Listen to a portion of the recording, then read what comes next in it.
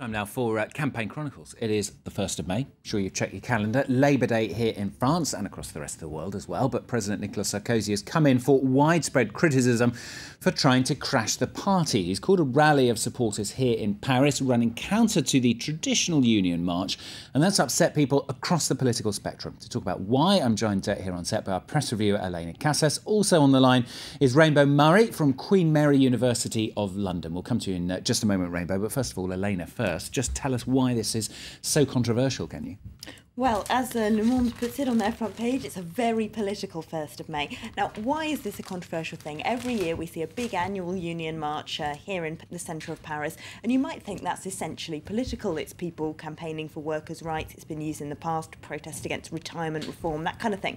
But for the French, it's extremely important that the unions remain officially apolitical. That's what the Le Monde is saying in its editorial. They strongly criticise Nicolas Sarkozy for trying to politicise this day by holding what's effectively a counter-rally designed to upset the unions, because of course he said a lot recently calling the unions a fake representative for ordinary working people, saying they just represent vested interests instead of real workers. He said last week, of course, that his rally was going to represent real work. He has gone back on that and apologised for it, having first denied he ever said it, because a number of people got quite annoyed because they thought he was implying they did fake work. But nevertheless, his rally is still something that's very much upset the unions. But they're not the only target of Le Monde's criticism. He isn't, rather. They're also targeting those union leaders that have called on their supporters to vote for François Hollande, like the CGT. Why? Well, they say that the unions in France should remain strictly apolitical. It's not like in Britain when they fund political parties, for example. So they say the unions also have stepped beyond what their role is supposed to be.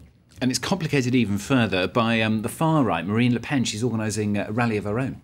Yes, now the far right has done this every year, the Front National, since 1988, supposedly to mark the birthday of Joan of Arc, who is one of their icons in their kind of tradition.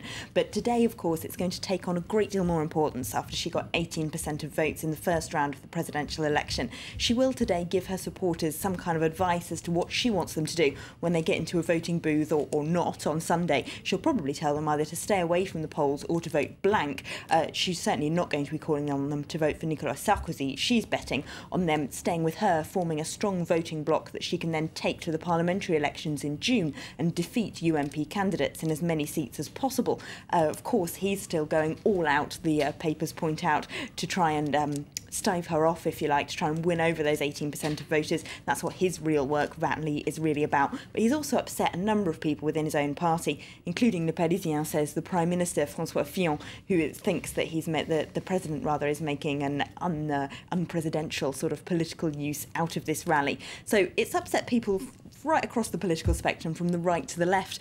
But can I ask you now then, Rainbow Murray, why is this issue of the unions being apolitical so important to the French? It might seem that unions are essentially a political thing, but it seems that their neutrality is key to this controversy, isn't it?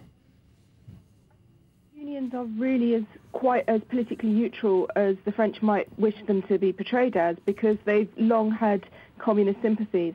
But I think it is a distinction between French political parties and British political parties. The British Labour Party has always had very strong union links, and that doesn't exist in France. And I think it's a sensitive issue, partly because it's seen as encroaching on the freedom of union members, that they shouldn't be directed how to cast their votes. And also because political parties don't want to be seen as de facto missing out on that block of voting. In reality, though, Rainbow, presumably everyone really knows that everybody who's joining in those May Day marches is going to vote for François Hollande, though, don't they? I don't think we can take it for granted that all of them are going to vote for François Hollande. Certainly the first round vote indicated that the vote was split across the unions. It wasn't a unanimous vote for François Hollande. Sarkozy got 14% of the union vote. Mélenchon got 19% of the union vote. The CGT that we talked about earlier that called to vote against Sarkozy, 25% of their first round vote went to Marine Le Pen. Now, Nicolas Sarkozy has been widely criticised, hasn't he, for trying to make political use out of this, but he's far from the first French politician to try politicising May the 1st, isn't he? He might not be the first, but he's not looking good out of his efforts to do it this time around, because it's more than just an attempt to politicise May the 1st. It's also an indication of how he's misjudged the public mood again. And I think this is one of the reasons why his political party is so uncomfortable with it, why François Fillon said on the radio that Sarkozy shouldn't be making unpleasant remarks about trade unions. I think people see this as another example of Sarkozy being bullish, of being insensitive, and of trying to force home his quite radically right-wing agenda at the moment, which recalls the themes of Pétain during the French occupation of travail, famille, patrie, of work, the family, and sort of national pride.